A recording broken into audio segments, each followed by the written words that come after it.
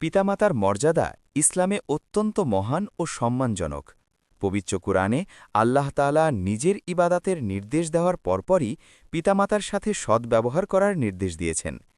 এটি প্রমাণ করে যে আল্লাহর হক আদায়ের পর পৃথিবীতে সবচেয়ে বড় হক হল পিতামাতার হক।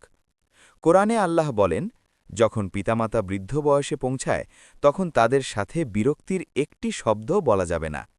তাদের সাথে সবসময় কোমল ভাষায় কথা বলতে হবে এবং ভালোবাসা ও সম্মানের সাথে আচরণ করতে হবে। আল্লাহ আমাদের শিখিয়েছেন আমরা যেন সবসময় এই দোয়া করি, হে আমার পালনকর্তা, আমার পিতামাতার প্রতি দয়া করুন, যেমন তারা আমাকে ছোটবেলায় স্নেহ ও ভালোবাসা দিয়ে লালন পালন করেছেন।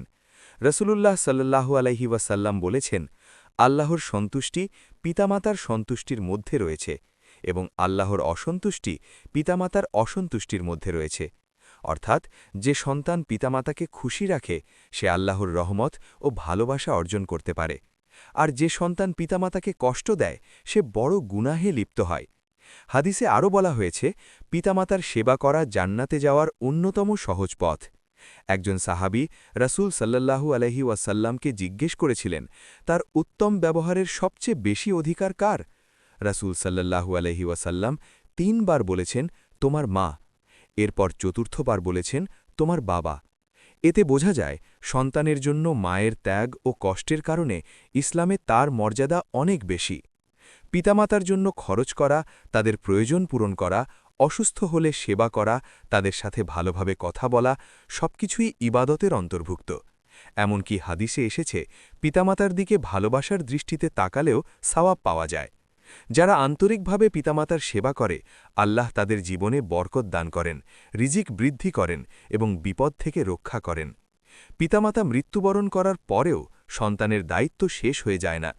তাদের জন্য দোয়া করা, দান সাদকা করা, আত্মীয়দের সাথে সম্পর্ক বজায় রাখা এসব কাজের মাধ্যমে তাদের কাছে সওয়াব পৌঁছে দেওয়া যায়।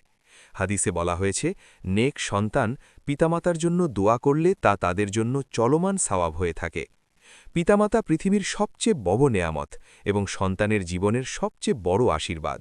তারা সন্তানের সুখের জন্য নিজের সুখ ত্যাগ করেন এবং সন্তানের ভবিষ্যতের জন্য সব ধরনের কষ্ট সহ্য করেন। তাই প্রতিটি সন্তানের দায়িত্ব হল তাদের সম্মান করা, ভালোবাসা দেওয়া এবং তাদের খেদমত করা। যে সন্তান পিতামাতার সন্তুষ্টি অর্জন করতে পারে তার জন্য দুনিয়া ও আখেরাতে সফলতার দরজা খুলে যায়। পিতামাতার দোয়া সন্তানের জীবনের সবচেয়ে বড় সম্পদ এবং তাদের সন্তুষ্টি জান্নাত লাভের অন্যতম বড় পথ।